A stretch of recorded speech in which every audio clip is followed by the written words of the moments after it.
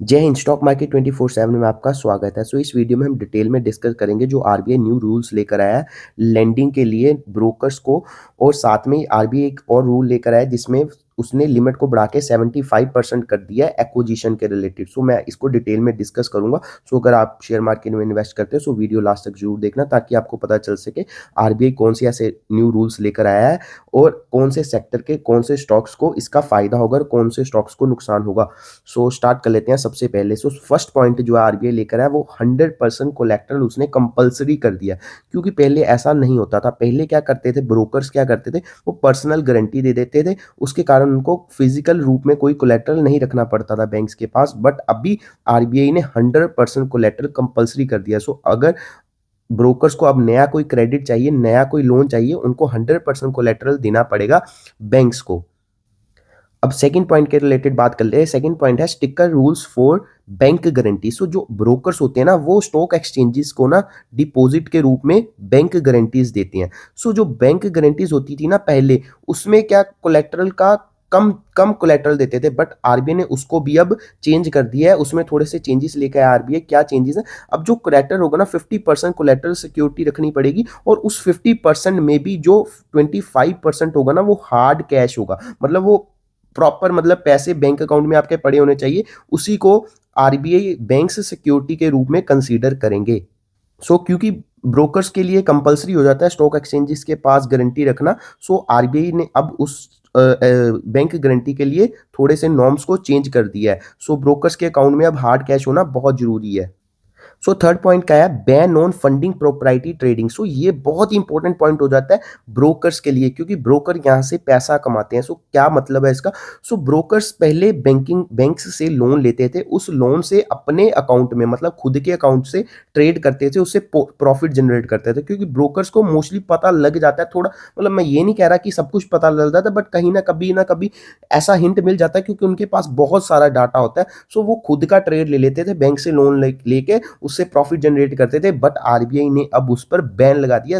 ये ब्रोकर्स के लिए बहुत ही ज्यादा नेगेटिव न्यूज हो जाती है, क्योंकि आरबीआई पहले ही बहुत ज्यादा ब्रोकर्स के रिलेटेड, मतलब ऐसे ही काम कर रहा है जिसको ब्रोकर्स को बिजनेस को नुकसान हो रहा है, एसटीटी बढ़ा रहा है, मार्जिन बढ़ा रहा है। बहुत सारे ऐसे नियम लेकर आ रहे हैं जिसको ब्रोकर्स को काफी ज्यादा नुकसान हो रहा है। अब ये वाला नियम ब्रोकर्स की प्रॉफिट्स कर और ज्यादा हिट डालेगा। अब फोर्थ पॉइंट की तरफ बढ़ते हैं। आरबीआई ने higher haircut on share. Haircut का क्या मतलब होता है? बाल काटना मतलब नहीं होता है इसका। इसका मतलब होता है, सपोज अगर आपके पास 100 रुपीज के शेयर्स के वर्थ हैं, आप 100 रुपी का शेयर लेकर बैंक के पास गए, आपने बैंक को कहा मुझे लोन दे दो। बैंक उसको सिर्फ 60 रुपीज ही मानेगा, बैंक 100 रुपीज नहीं मानेगा। अब सिर्फ 60 रुपीज मानने के बाद बैंक आपको कितना लोन देगा वो बैंक डिसाइड करेगा। बट बैंक 100 रुपीज के लोन, अगर आप 100 रुपीज के शेयर को 60 रुपीज ही मानेगा। ये उसने आरबीआई नया रूल लेकर आया। रूल पहले भी था बट उसने ये लिमिट को बढ़ा दिया है।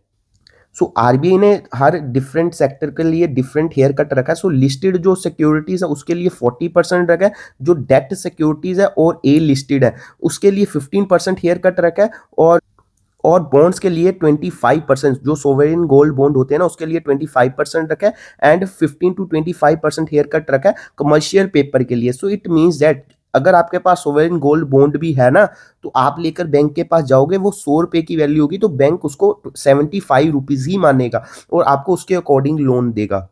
क्योंकि आपको पता है आजकल मार्केट्स में बहुत ज्यादा वॉलिटिलिटी है, कल को कुछ भी क्रैश हो गया, गोल्ड क्रैश हो गया, इक्विटी क्रैश होगी, बैंक के पास मतलब इतना सामान होना चाहिए ताकि बैंक को लॉस ना हो जाए। इसके लिए आरबीआई बैंक्स के लिए सारा सिस्टम करा है। बैंक के लिए, बैंक सेक्टर्स के लिए काफी अच्छी न्यूज होती है, हो जाती है बैंकिंग सेक्टर के लिए।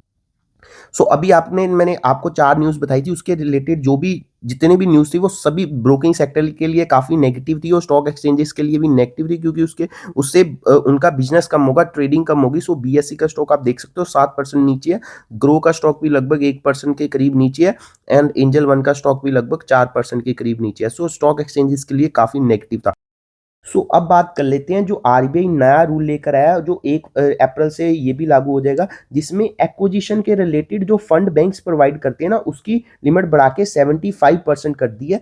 ड्राफ्ट में इसकी लिमिट 70% थी, जो कि बढ़ा के 75% कर दी है। जैसे आपको पता है बहुत कुछ कंपनीज होती हैं बहुत ज़्यादा एक्विजिशन करती है, जैसे अडानी जी ने एसीसी को खरीदा, अंबुजा को खरीदा। सो जब कोई कंपनी दूसरी कंपनी को एक्वायर करती है ना, तो अब क्या होगा ना, अगर अगर सपोज करो किसी कंपनी की वैल्यू 100 है, तो अडानी जी ने उस कंपनी को खरीदना है, तो 75% उनको फंड बैंकिंग से मिल जाएगा और 25% फंड उनका खुद का होना चाहिए। सो वो फंड किसी भी फॉर्म में हो सकता है, इक्विटी की फॉर्म में हो सकता है या इंटरनल एक्रूअल की फॉर्म में भी हो सकता है। सो इसमें आरबीआई ने थोड़ी सी और भी कैटेगरीज रखी हैं कि इंडिविजुअल नेटवर्थ होनी चाहिए कंपनी की 500 करोड़ और पिछले लास्ट 3 फाइनेंशियल ईयर में उस कंपनी प्रॉफिट में होनी चाहिए। एंड थर्ड, अगर अनलिस्टेड एक्वायर्स हैं तो उनकी जो इन्वेस्टमेंट ग्रेड क्रेडिट रेटिंग है ना, वो बी- होनी चाहिए, बीबी- या फिर उससे हाइयर होनी चाहिए। सो एक और जो आरबीआई का क्लोज है, उसमें आरबीआई ने कहा जो आफ्टर एक्विजिशन एक्विजिशन के बाद डेट टू इक्विटी रेशियो 3:1 से एक्सीड नहीं करनी चाहिए। और जो भी बैंक्स है ना, जितने भी, चाहे एचडीएफसी, आईसीआईसी, वो जितना कैपिटल एलोकेट करते हैं ना लोन्स के लिए, उसका 20% ही वो एलोकेट कर सकते हैं ये एक्विजिशन के रिलेटेड। मतलब जो कंपनीज एक्वायर करने चाहती हैं, उसका जो 70% आरबीआई नया रूल लेकर है, उसके उसके लिए बैंक्स अपना 20 रुपया, मतलब 100 में से 20 रुपया एलोकेट कर सकते हैं। सो ये बैंकिंग सेक्टर के लिए काफ़ी अच्छी न्यूज़ हो जाती है, क्योंकि ऑलरेडी निफ्टी बैंक है, बहुत बढ़िया परफॉर्म कर रहा है। सो आप इन स्टॉक्स को अपने रडार पे रख सकते हो, HDFC bank, Axis bank and SBI bank. So क्योंकि ऑलरेडी निफ्टी बैंक बहुत अच्छा परफॉर्म कर रहा है, और ऊपर से इस पर अच्छी न्यूज़ भी आ रही है।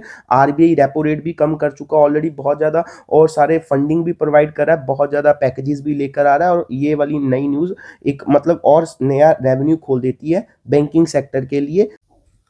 और साथ ही आरबीआई ने जो लोन्स को लेकर रूल स्ट्रिक्ट कर दिए हैं और हेयर कट को बढ़ा दिया है, और जो ब्रोकर्स हैं उनके लिए भी कोलेटरल को कंपलसरी कर दिया है। इसके कारण जो बैंकिंग सेक्टर है उनके प्रोविजंस एनपीएस कम होंगे, जिसके कारण उनका प्रॉफिट बढ़ेगा, और ये बैंकिंग सेक्टर के लिए बहुत ही ज़्यादा पॉजिटिव हो जाता है। सो अगर आपने यहाँ तक वीडियो देख लिया तो thanks for watching this video. आप मेरे चैनल को सब्सक्राइब कर सकते हो और इस वीडियो को लाइक कर सकते हैं। जय हिंद।